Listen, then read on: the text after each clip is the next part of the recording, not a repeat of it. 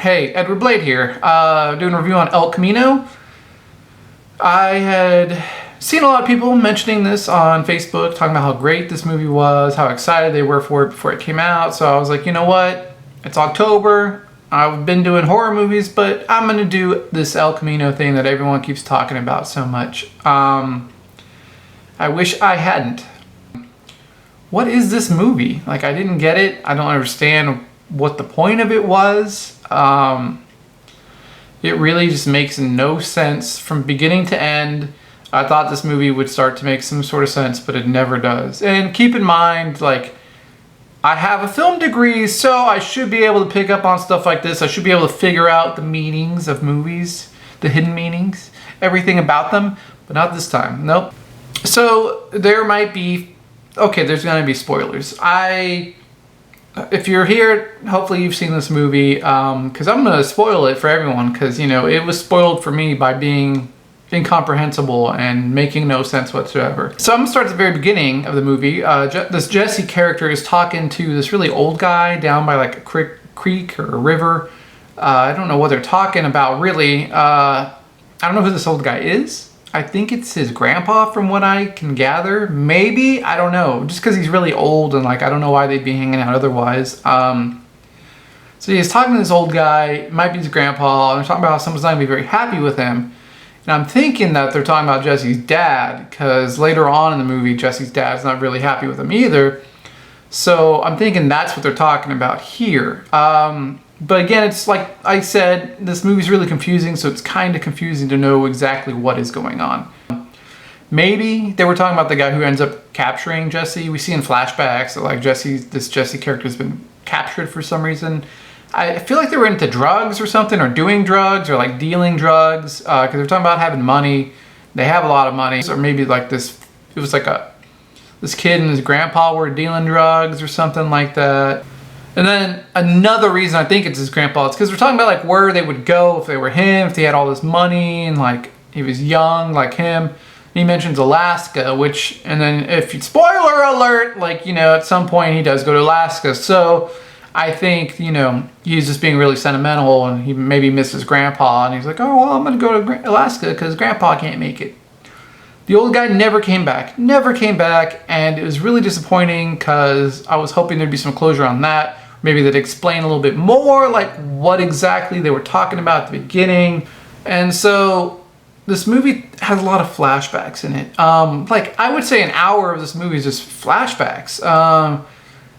It starts off with like Jesse's in this cage downstairs in this basement or something like that. And this Todd guy has him locked up.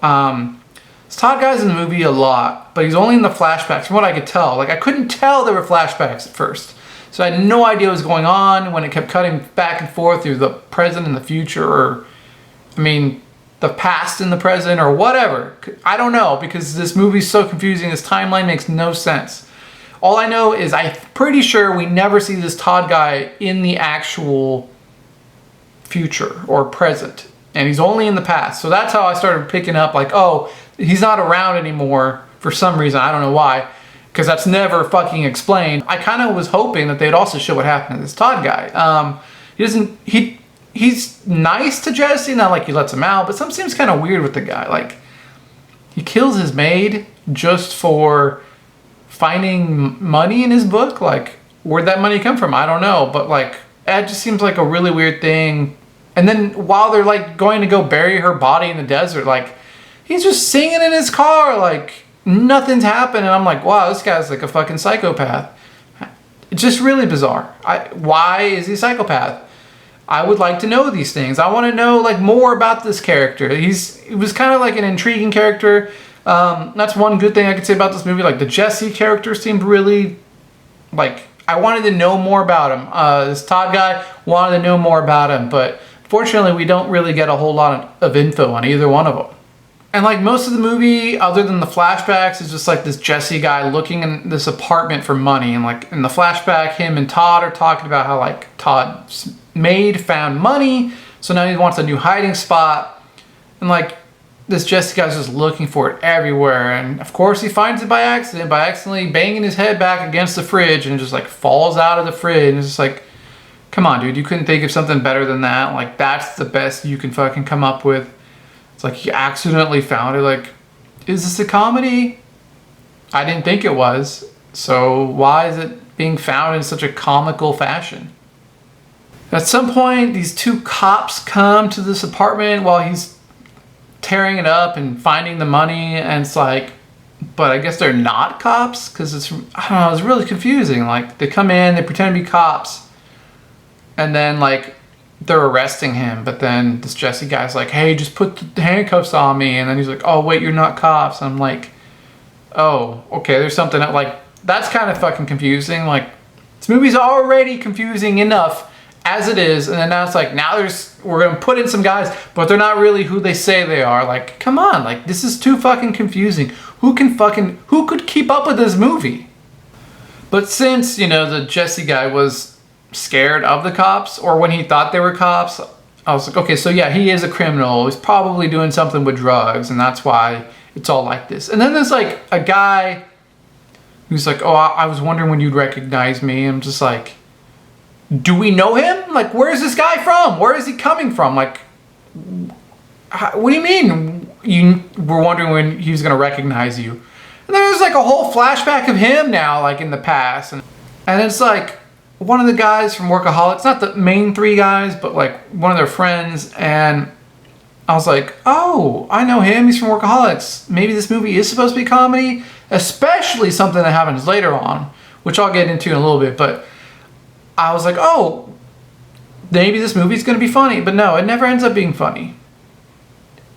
So I was hoping like to get more into the drug stuff, or mention what was it. There was news reports you'd see on like TV, but it never was like loud enough to really hear, and they never really explained completely. It was, people were just always watching the TV, and it was always on in the background.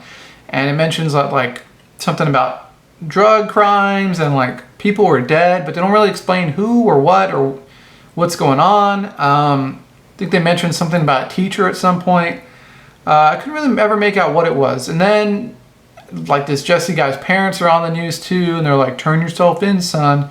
I'm just like, that's kind of fucked up, because like he might have messed up, but he's your kid. So I'd kind of like to see like maybe some backstory on the parents, and you know, why they were telling their own son to turn himself in.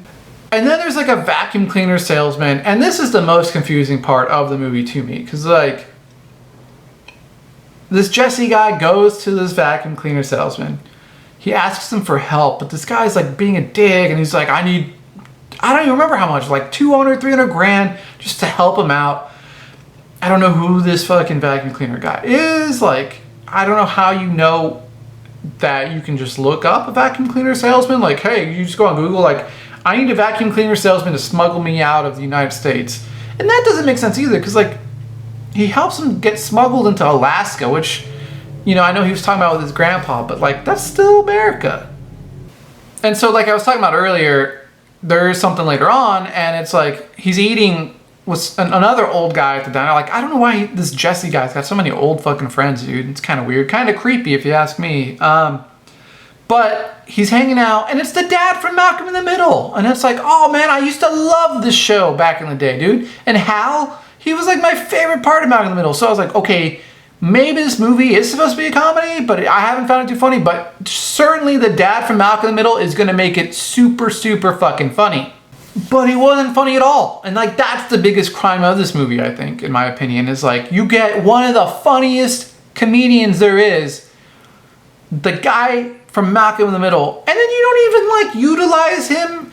When I saw him, I was like, okay, now they're eating. I bet he's gonna be eating his burger, and like ketchup's gonna fall out or something, or he's gonna like spill his drink on the floor, and he's gonna like slip on it and fall. And I was like, oh man, it's gonna be hilarious. I couldn't wait. I kept just anticipating what was gonna happen, and then nothing funny ever did. And it was like, that is just a crime. And it's like, why? Why would you not utilize such a funny person to like the full extent of his funniness?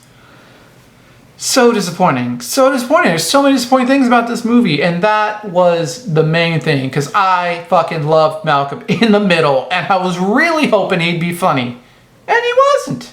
Okay, so let's see here, because I don't know what this movie is supposed to be. It's not supposed to be a comedy. Let's see. El Camino. Ah, okay. Okay, so it's not a drama either. It's apparently a neo-Western crime thriller. How fucking pretentious could you fucking be to call yourself that? It's directed and written by this guy named Vince Gilligan, who wrote... Oh, okay. So I guess this movie was a sequel to a show called Breaking Bad.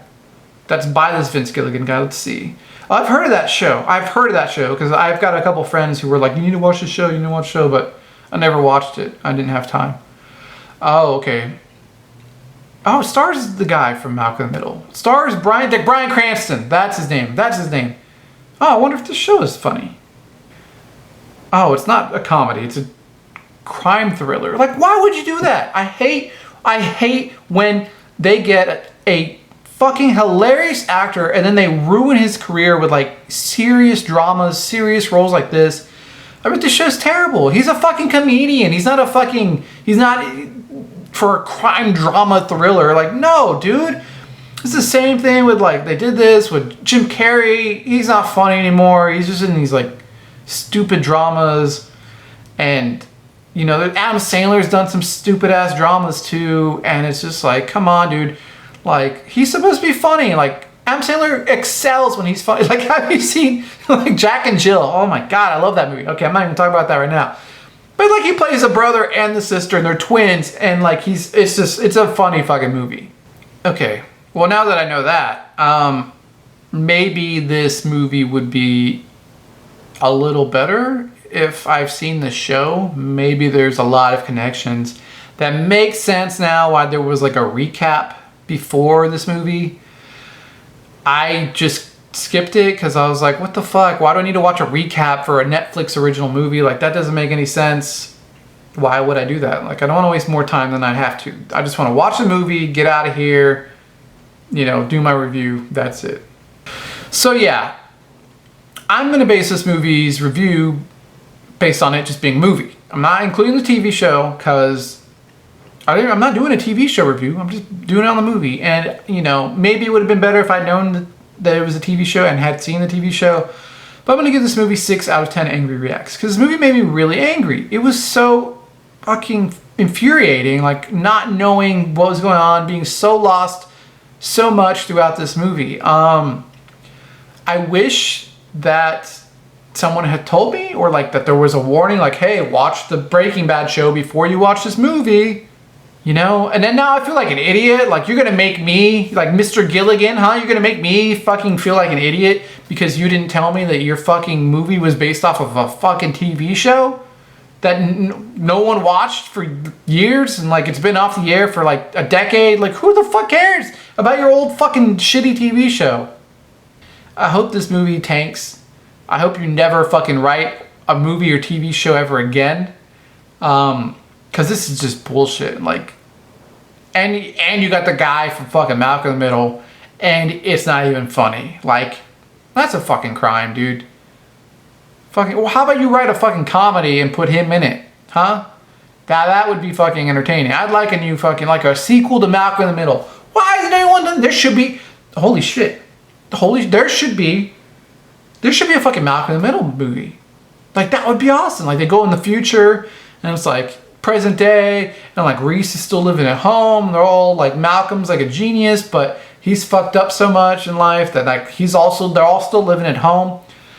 And like, oh man, that would be fucking hilarious. I'll be back next time with a fucking review, hopefully of a movie that makes fucking sense.